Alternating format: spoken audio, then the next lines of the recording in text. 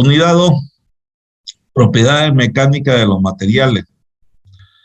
Entonces, en esta unidad vamos a ver las relaciones que existen entre la tensión y la deformación, ¿ya? Y vamos a deducir las propiedades mecánicas que se producen en el ensayo de tensión del acero dulce, que después ese ensayo se lo refleja para los otros materiales.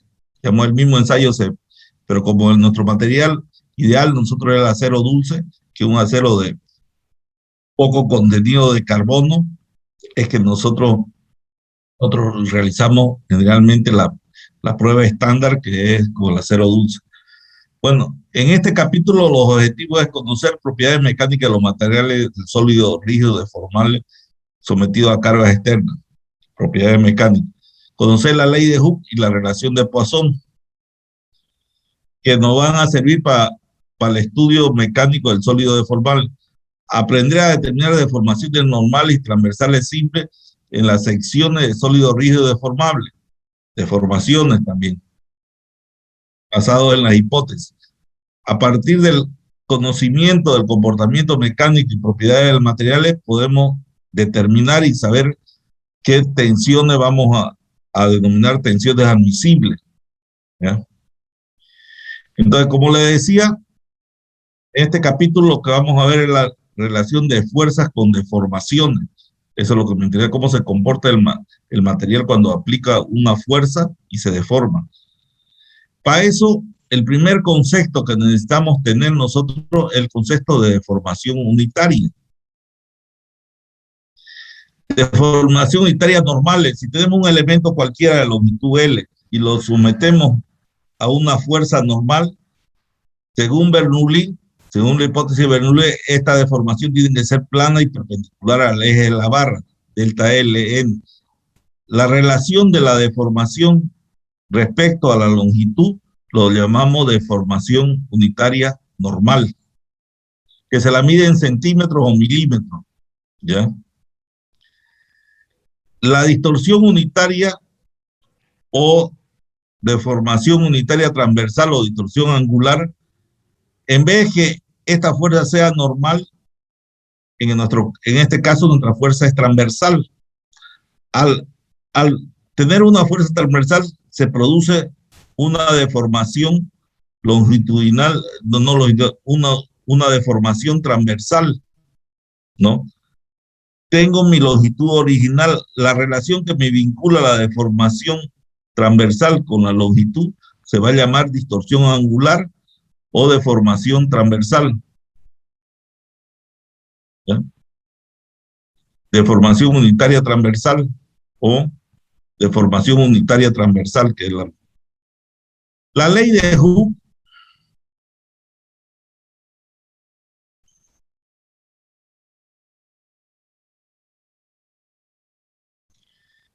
La ley de Hooke relaciona el concepto tensión que nosotros vimos en la clase anterior con el concepto de deformación unitaria.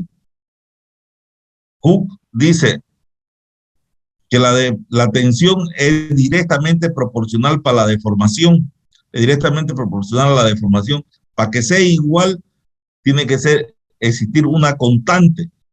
Y esta constante, en el caso de esfuerzos normales, se llama módulo de elasticidad longitudinal. Y en el caso de las constantes, porque es lo mismo, la tensión es proporcional a la deformación unitaria, porque sea igual, tiene que existir una constante, módulo de elasticidad transversal se llama. ¿Cuál es la idea? La idea es que si yo hago un gráfico tensión, deformación, ¿ya? Este gráfico es lineal, ¿no? Y si tengo la tangente del ángulo, va a ser igual a la tensión sobre la deformación, despejando. Entonces, el módulo es la tangente del ángulo. Cuanto este ángulo sea más pequeño, mi material va a ser elástico. Cuando sea más parado en 90 grados, mi material va a ser rígido, va a ser quebradizo, en otras palabras, va a ser duro, ¿no? Entonces, porque acá se deforma y aquí tiene poca deformación, ¿no? Entonces, esta ley de Hooke es importantísima la ley de Hooke, y relaciona la tensión con la deformación, ¿no? Bueno, vamos a ver una cocina, a ver unos videos aquí. Quiero.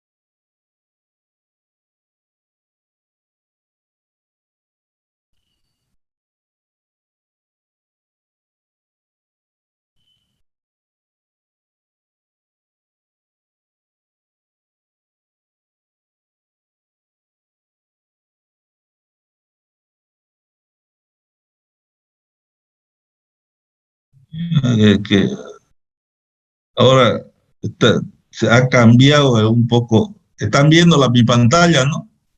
Sí, ingeniero. Sí, ingeniero. Y aquí vamos a ver un video que nos explica un poco más de la ley de Hooke y el módulo de elasticidad.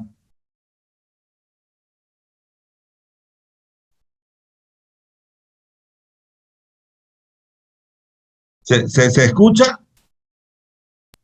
No. No, ven. Todo esto de compartir sonido, compartir. Ahora se va a escuchar. ¿Ahora se escucha? Sí. Bienvenidos a este ingeniero. video tutorial, donde Ahora veremos sí. la ley de Hooke, que describe la conducta de los metales en la deformación elástica, el módulo de elasticidad, que es una constante que viene asociada a esta ley, y los conceptos de tensión, deformación y cómo se relacionan gráficamente por medio de los resultados de un ensayo de tracción. Primero debemos entender dos conceptos importantes como lo son el de tensión y deformación.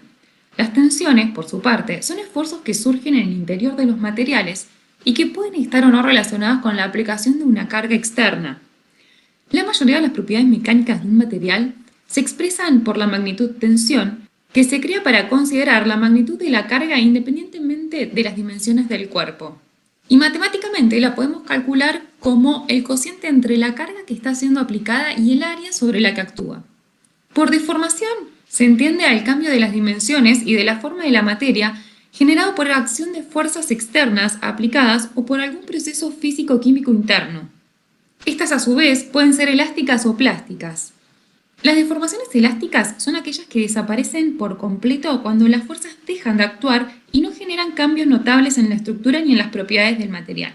Este comportamiento responde a lo que conocemos como ley de Hooke, para la cual vamos a analizar la gráfica de la deformación de una barra de metal en función de la tensión aplicada en un ensayo de tracción.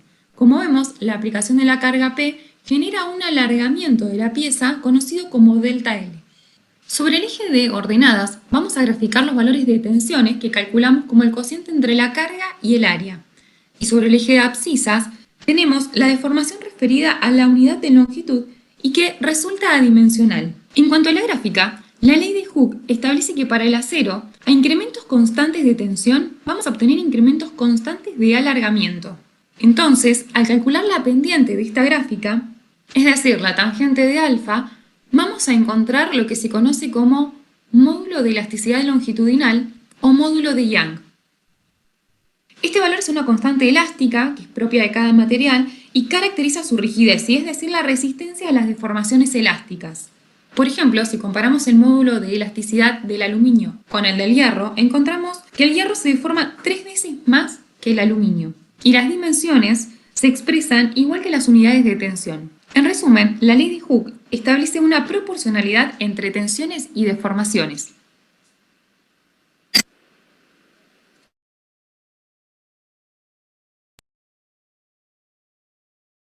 A partir del cual se altera la proporcionalidad de la que hablábamos y se van a producir cambios residuales tanto en la forma como en la estructura y en las propiedades del material.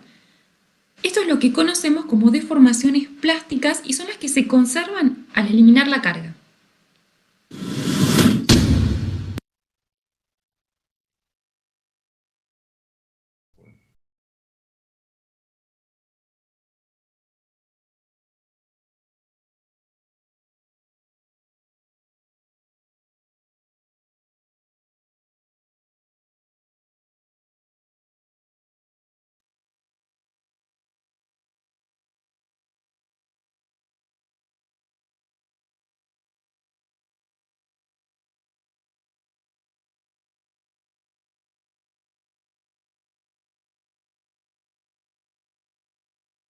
Ya se ve, ¿no? La unidad. Sí, ingeniero. Vea. Entonces, la ley de Hooke es una ecuación que me relaciona la tensión con la deformación unitaria. ¿Ya? Es necesaria conocerla porque la prueba estándar de tensión la hacemos en relación a la tensión y la deformación unitaria, como veían en el gráfico en el video que vimos. Pero la prueba estándar de tensión de deformación unitaria del acero dulce, ¿no? ¿En qué consiste esta prueba?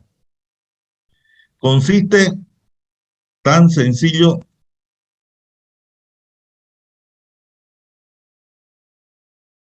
consiste en someter un elemento, cualquier probeta que lo llamamos, lo vamos a someter a fuerzas normales.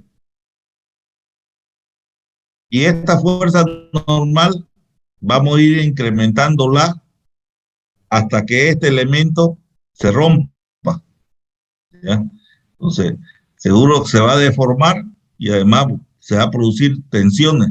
Le vamos a ir incrementando, vamos a hacer una tabla de N, ¿no? Y de delta L, de tal forma de poder conseguir sigma, tensión y deformación unitaria, ¿no?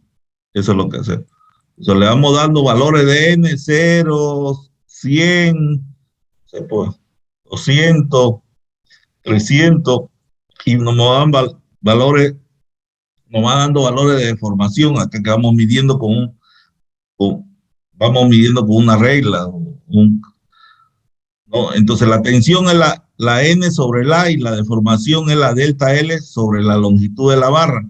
También determinamos estos valores y con esto construimos un diagrama que se llama tensión deformación unitaria.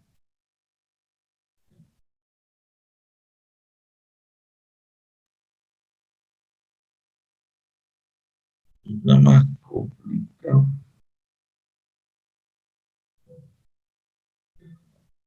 Ahora ya se ve de nuevo, ¿no? Ya. Ya le compartí.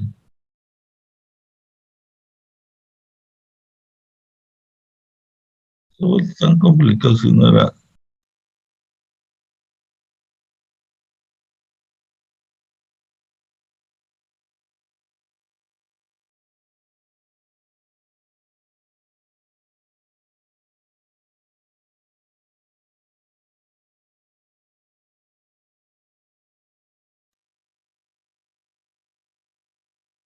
De vuelta se vuelve acá.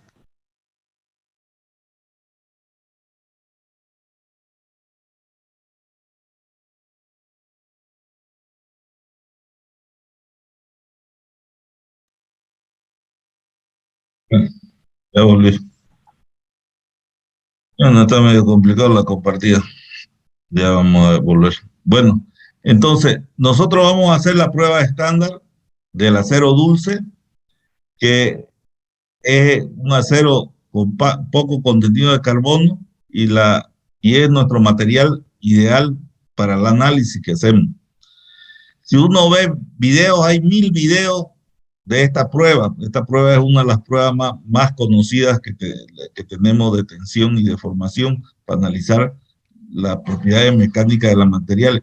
Nosotros lo vamos a hacer, esta prueba, siguiendo las recomendaciones de ACTM, ¿ya? Ensayo de extracción del acero dulce. Entonces, ¿qué hacemos? Tenemos una probetita, que esta probeta la sometemos a cargas normales. Con esto lo vamos a estirar de acá y lo vamos a estirar de acá, ¿no? Tiene su longitud y tiene su área. Entonces, nosotros tenemos esta probeta que le vamos dando valores, o lo damos con este gato hidráulico, variando la N, y vamos midiendo con esta regla las deformaciones hasta que mi elemento se rompa, ¿no?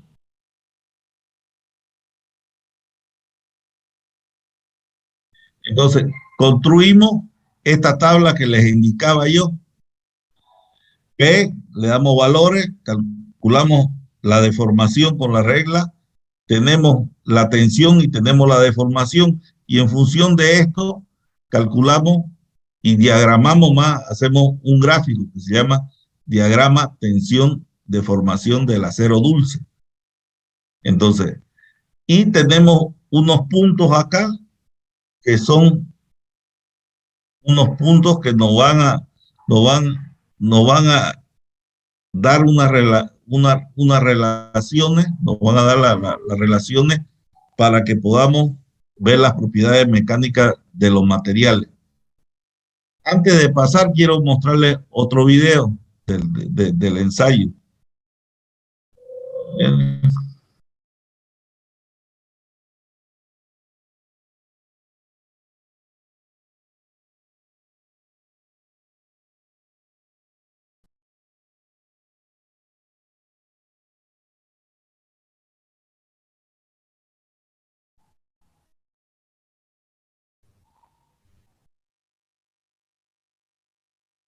Para que lo veamos bien.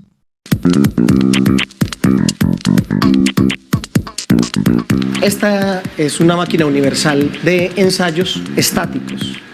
Se puede hacer tensión, compresión, flexión, dureza, corte, cizalladura, dependiendo de los dispositivos que se puedan hacer, muchos ensayos más. Es una máquina hidráulica, funciona a través de un pistón, por eso la velocidad de ese funciona al área, es en megapascales por segundo. Este cabezal es fijo, este es móvil, es a la medida que vaya haciendo el ensayo, estas mordazas tipo B van a apretar más la probeta y el apriete será entonces a través de la fuerza, cada vez va a agarrar mejor. Este se va a desplazar hasta que llega el momento de ruptura de la probeta. Acá lo mismo, cuando hacemos compresión colocamos un envase e irlo apacharrando o aplastando dependiendo de lo que necesitemos. Y cambiando este plato por un dispositivo de apoyo, podríamos hacer flexión simple con 3 apoyos o un apoyo también doble acá, que sería con 4 apoyos. Es una máquina que maneja una capacidad máxima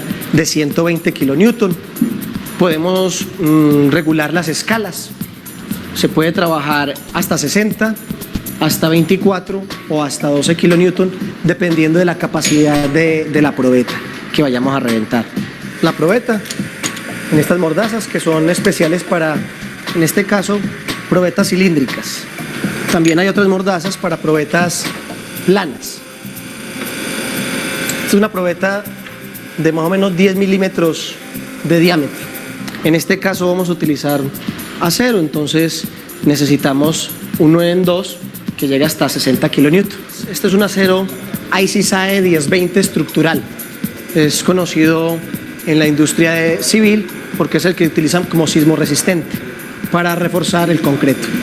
También se trabajan deformaciones con este deformímetro mecánico y lo que hacemos es que amplificamos esa deformación de milímetros 2, 5, 10 y hasta 20 veces esa deformación. Se utiliza mucho estas amplificaciones, más que todo en las zonas elásticas, donde las deformaciones son muy pequeñas, microdeformaciones, entonces para tener una deformación mucho mejor o más visible, se amplifica. Ya aquí manejamos las velocidades.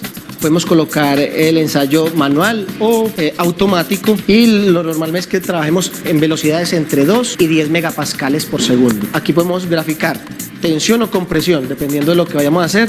Si es compresión, entonces comenzaríamos de arriba hacia abajo, pero aquí en este caso de tensión, entonces comenzamos desde este cuadrante hacia la parte de arriba, donde nos mostraría en el eje Y fuerza en newton y en el eje X deformación en milímetros. Y comienza el ensayo amplificado 20 veces.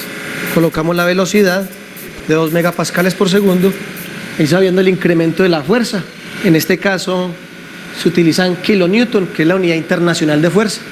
Y ahí se puede ir viendo que la deformación a la vista no se ve, pero si pudiéramos hacerlo con instrumentos especiales como micrómetros, sí podría determinarse. Ahí estamos en esa zona donde se puede medir elasticidad o la ley de Hooke. Vamos por 7 kilonewton, 8 kilonewton.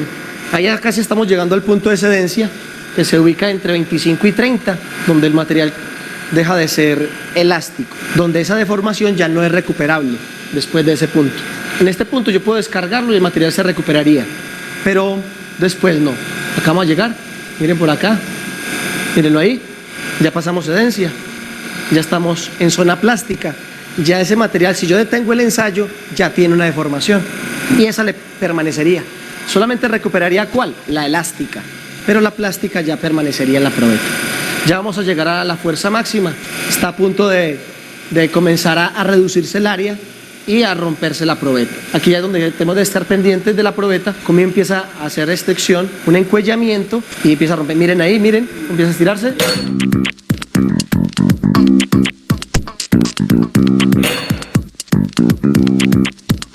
El gráfico conocido como curva ingenieril de fuerza-desplazamiento. En esta área se ve claramente la zona elástica, donde hay proporcionalidad. Aquí está el límite de proporcionalidad, punto de fluencia mínimo, punto de fluencia máximo, y aquí comienza toda la zona plástica. Este sería el punto máximo del material, la fuerza máxima, y este sería el punto de ruptura. Aquí comienza a haber una estricción en la probeta y por eso empieza a caer la fuerza, porque el área es menor.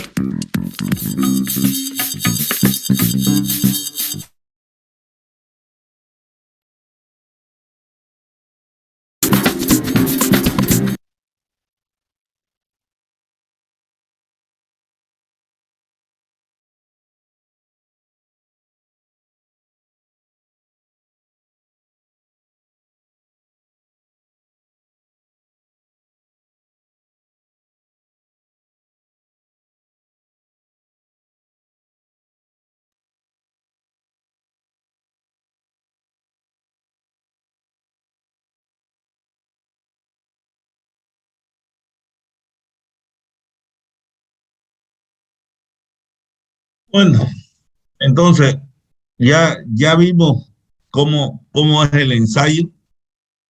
Este es un ensayo, es la prueba, el ensayo más importante que tenemos de materiales nosotros, que es el ensayo. Esta máquina se llama universal. Se hace unas probetas estandarizadas generalmente para entrar en norma ACTM. Entonces, no es más que aplicarle una fuerza normal de tracción a la probeta, estirarla hasta que se rompe y construir esta curva. Esta curva dice curva ingenieril, que es la curva del diagrama de tensión de formación para el acero dulce. Para otros materiales tienen otra forma la curva, no necesariamente así. Hay algunos materiales que no tienen ni fluencia, ya por si acaso. Este es para el material especial fluencia. Y aquí tengo unos puntos característicos. El tramo de 0 a A es un tramo de la curva cuando se está deformando que cumple la ley de Hooke, lo que quiere decir que la tensión es proporcional a la deformación unitaria. Esta es la propiedad de proporcionalidad que tiene el material que cumple la ley de Hooke.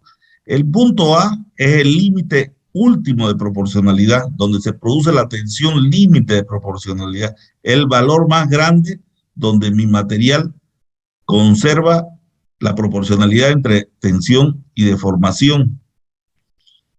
Si sigo cargando, llego a un punto B, un poquito más arriba llego a un punto B que se llama límite de elasticidad. El tramo de 0 de O a B,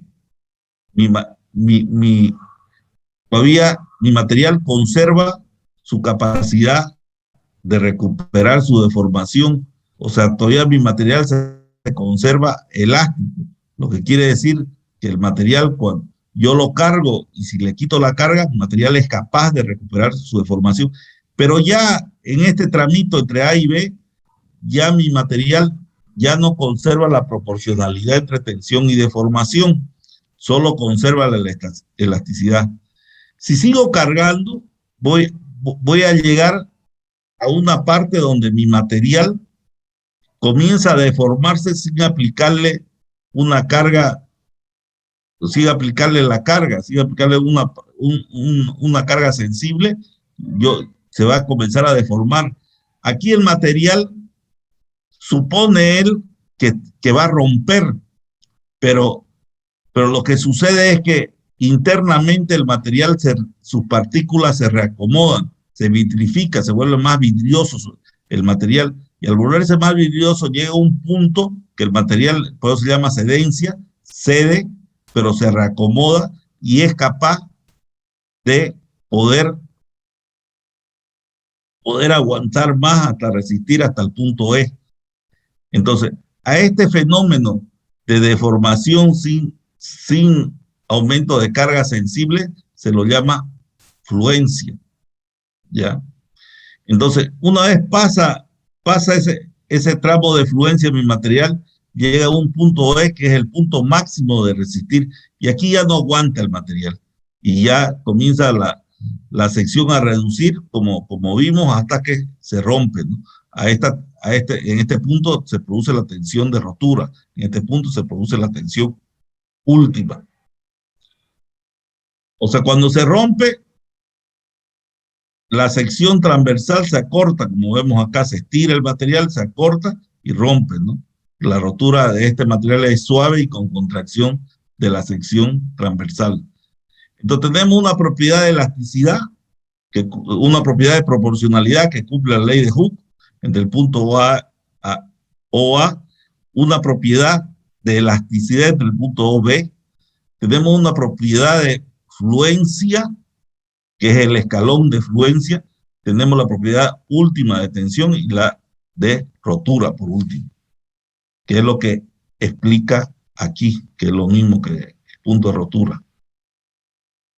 Pero nosotros dijimos que teníamos dos zonas, una es la zona elástica y una es la zona plástica. En la zona elástica, cuando cargo, se deforma, una deformación total, pero descargo y mi material es capaz de recuperar toda su deformación. Esta deformación que recupera mi material se conoce como deformación elástica. Se dice que el material elásticamente perfecto cuando recupera toda su deformación, cuando T es igual a L, como en este caso, ¿no? Ese es el estado elástico.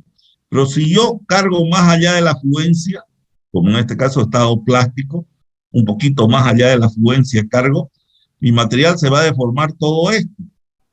Esta es la deformación del material. Al descargar, mi material va a recuperar una parte.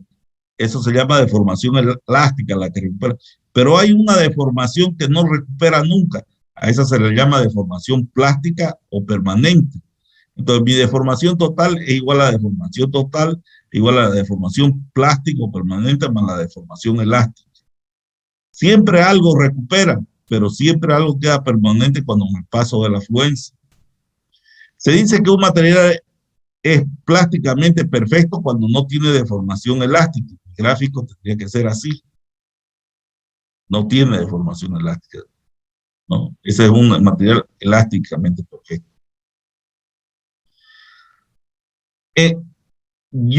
Pero los materiales generalmente que utilizamos nosotros son sometidos a cargas y descargas permanentes, no es solo una carga y una descarga. Por ejemplo, si tenemos un aula y tenemos la losa o la viga, nosotros entramos a pasar clases, estamos cargando, salimos, estamos descargando, entramos, cargamos, salimos, descargamos. Entonces, los materiales que nosotros construimos o dimensionamos están sometidos a cargas y descargas constantes. Entonces, ¿qué sucedería si yo este material acero, en vez de hacerle una sola carga, antes que se rompa, lo descargo, antes que se rompa, lo descargo? Si yo agarro y hago ese ensayo hasta antes del punto B, seguramente voy a tener como el gráfico que tenemos acá, que cargo y descargo y siempre va a recuperar, no tiene el problema, no tiene mi material problema. Pero cuando yo he cargado más allá de la afluencia, como este gráfico de acá, sucede esto. Tengo mi primer carga, tengo mi descarga, entonces esta es mi tensión de fluencia y esta es mi deformación. Cuando hago mi segunda carga, veo que el material puede adquirir mayor tensión, pero a su vez cuando le quito la carga, veo que la deformación elástica que recupera es menor que la deformación anterior. Cargo de nuevo y veo que la tensión de fluencia vuelve a ser mayor. Descargo y veo que cada vez mi deformación es menor. Lo que quiere decir, si yo cargo y descargo repetidamente, más allá de la fluencia, mi material siempre va a ganar en tensión, pero va a perder la capacidad de deformarse. Va a llegar un momento que va a romper mi material, no por tensión, porque va a ser resistente, sino va a romper por deformación. Es lo mismo que cuando ustedes agarran un alambre y lo doblan y lo desdoblan, hasta que se rompe. Ese material, cuando lo doblan y lo desdoblan, ustedes lo están forzando más allá de la fluencia y se calienta. Ustedes sienten que se calienta, ¿no? Sienten que se calienta. Llega un momento que ese material en esa zona, por doblarlo y doblarlo, se vuelve vidrioso.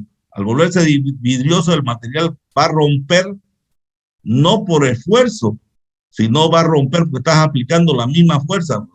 Va a romper porque ya no tiene capacidad de deformarse y yo lo quiero deformar, entonces el material rompe, ¿no? Entonces el material no solo rompe por esfuerzo, sino rompe por deformación. Entonces, cada vez que cargo, voy a tener mayor valor de tensión, pero menor capacidad de deformarse de mi material. Con esta teoría podemos clasificar los materiales en tres grandes grupos: los frágiles, los dúctiles y los plásticos. ¿Ya? ¿Cuáles son? Y son, como ven, son distintas curvas y puede haber otras curvas acá. O sea, con tal el tipo de material vamos a tener un tipo de curva, ¿no? Siempre así parecida, pero va a presentar distintos tipos de curvas. Los materiales frágiles, su característica principal es que a grandes tensiones, cuando yo tengo grandes tensiones, su deformación acá es pequeña. O sea, son duros, son materiales que no tienen deformación prácticamente. Generalmente estos materiales no tienen fluencia, no acusan fluencia, y su rotura es brusca y sin contracción de la sección transversal. ¿Qué quiere decir esto? Que cuando yo tironeo este material, porque es el vidrio, cualquier material rígido que tiene, lo que agarra, cuando yo tironeo se rompe, pero la sección transversal no se encoge, porque es como el vidrio, como la porcelana, como la roca, ¿no? O sea, no contrae la sección transversal. Entonces, esos son materiales que aguantan mucho, pero tienen poca deformación, ¿no? El plástico es a la inversa. El plástico a pequeñas tensiones se deforma como quiera, ¿no? O sea, tiene grandes deformaciones el plástico, ¿no? Pequeñas tensiones, grandes deformaciones. También generalmente no acusan escalón de fluencia, ¿no? Y su rotura es suave y con contracción de la sección transversal. este sí se contrae la sección transversal cuando se va a romper. Y bueno, ejemplos son los plásticos en general, la arcilla húmeda, el asfalto, ¿no? Todos son materiales plásticos, ¿no? Que tienen grandes deformaciones, pero tienen pequeñas tensiones, ¿no? Y los dúctiles tienen la ventaja que en el primer tramo nosotros sabemos que la tensión es proporcional a la deformación, acusan escalón de fluencia, su rotura es suave también con contracción de la sección transversal, y como ejemplo de los materiales dúctiles tenemos el acero dulce, el latón, el zinc, etcétera, ¿no? Entonces, lo hemos clasificado en 3 grandes grupos. Puede haber otro tipo de clasificación, puede haber. No son los grupos más identificables de tipo de materiales que tenemos, ¿no? Bueno, pero cuando hacían la ACTM o estudiosos, los laboratoristas estudiosos, porque hay varias normas, la japonesa, la americana que es la ACTM, la brasilera, la alemana, todos tienen su norma, ¿no? Se dieron cuenta que la fluencia, donde empezaba la fluencia era prácticamente donde el material dejaba de ser elástico. Entonces, para los materiales que tenían fluencia, era muy fácil identificar el punto hasta donde se comportaban elásticamente. En estos materiales que no tienen fluencia, era muy complicado, o sea, determinar hasta dónde funcionaban o trabajaban elásticamente. Entonces, lo que se hizo fue crear un límite convencional de fluencia o una fluencia que es sacada empírica del laboratorio. No es una propiedad física ni mecánica del material, sino es una necesidad de pillar un punto hasta donde el material funciona elásticamente. Dice, para materiales de curva continua, el diagrama tensión de formación unitaria, donde no se es apreciable el escalón de fluencia, se ha realizado en laboratorios muchos ensayos para determinar el valor representativo, como la Sociedad Americana de Ensayo de Materiales, ACTM, donde se ha adoptado valores de formación unitaria denominado límite convencional de fluencia. Debe hacerse notar que la fluencia definida de esta manera no representa ninguna propiedad física ni mecánica del material, tan solo sirve para encontrar un punto característico de la curva que nos permita comparar con otros materiales. Para nada más sirve. ¿Ya? Es sacar un tipo de fluencia de laboratorio. Entonces, ¿qué hicieron? Este EPF lo determinaron en laboratorio, hicieron unas tablas, unos libros, que no son unas tablas que hay en unos libros gruesos, donde para cada material tienen el valor EPF, que es el límite convencional de fluencia, que ellos ponen a los investigadores a estirar los materiales, a hacer pruebas, y hasta donde funciona elásticamente. Entonces, cuando pillan ese punto, al final comprueban que ese punto funciona para ese material, es el punto EPF. Eso es lo que hace. Esto lo sacan del laboratorio, el límite convencional de fluencia, ¿no? Entonces, ellos dijeron, yo pillé la deformación que tiene que tener máxima el material para funcionar elásticamente, pero quiero determinar la tensión convencional de fluencia. ¿En qué tensión se produce la fluencia? O considero la fluencia esa que no es ni una propiedad física ni mecánica, pero es un punto que yo quiero determinar de la curva. Entonces ellos trasladaron la fluencia, el valor esto que uno hace, lo que hace es para cualquier material que tiene, por ejemplo, no sé, pues, goma, digamos, ¿no? Una goma, yo la estiro y tiene esta curva. Entonces me voy al libro y pillo el EPF, ¿no? Y ese EPF lo traslado al gráfico. Trazo una tangente al punto de origen de la curva y trazo una paralela en el punto EPF, que es del laboratorio, donde corta la curva con la paralela, es el punto convencional de fluencia. Y viniéndome al eje de las tensiones, voy a hallar la tensión convencional de fluencia.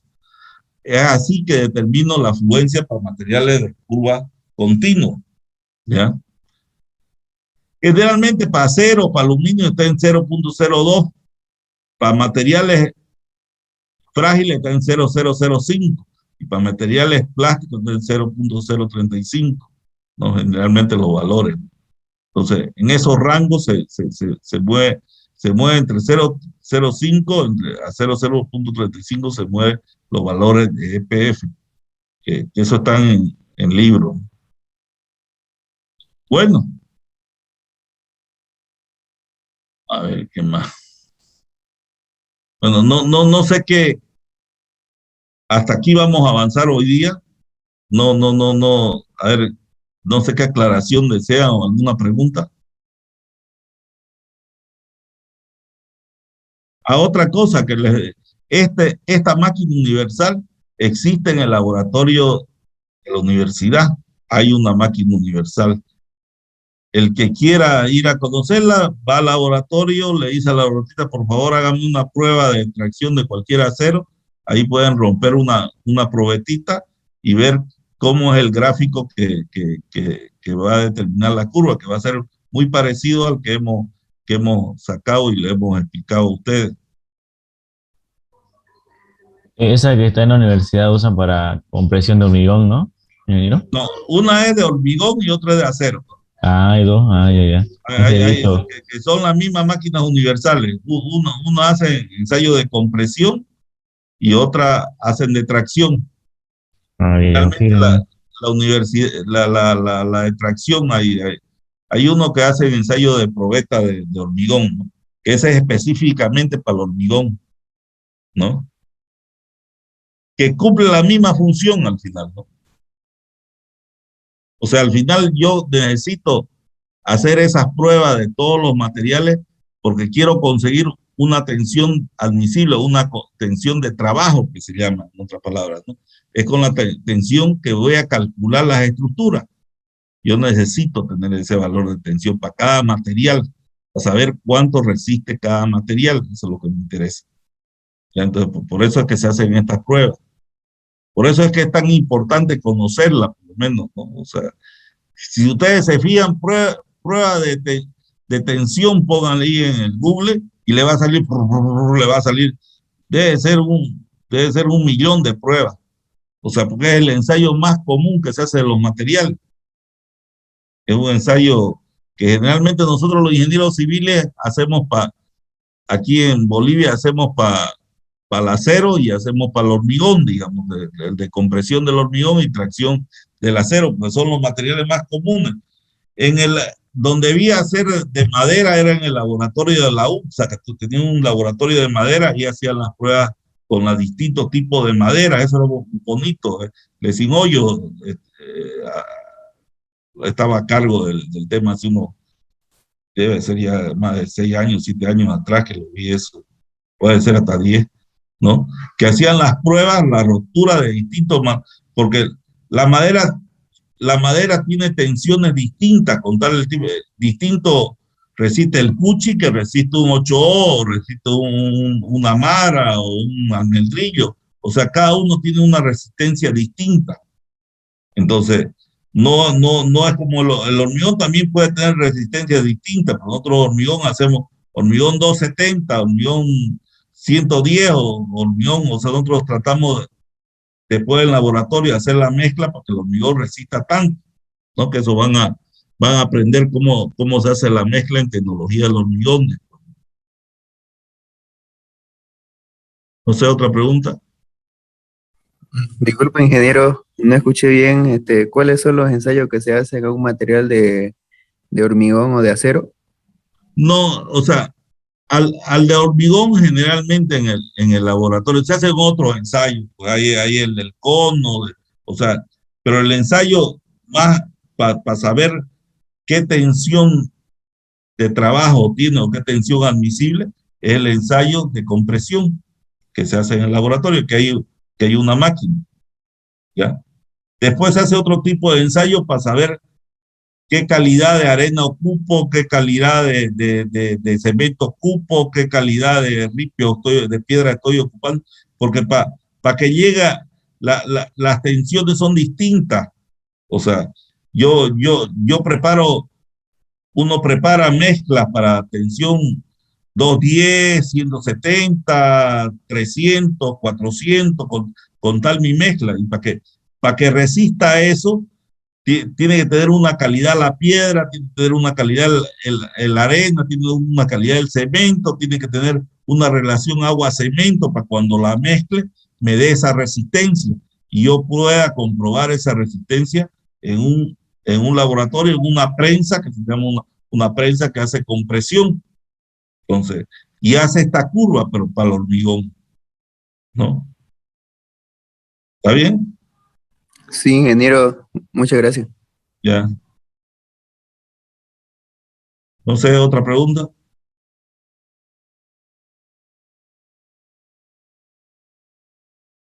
Bueno, si no tienen más, nos vemos el lunes. Vámonos a ver el partido de fútbol, a ver si gana su selección. Va a ganar, Inge. Café es el último que se pierde, ingeniero.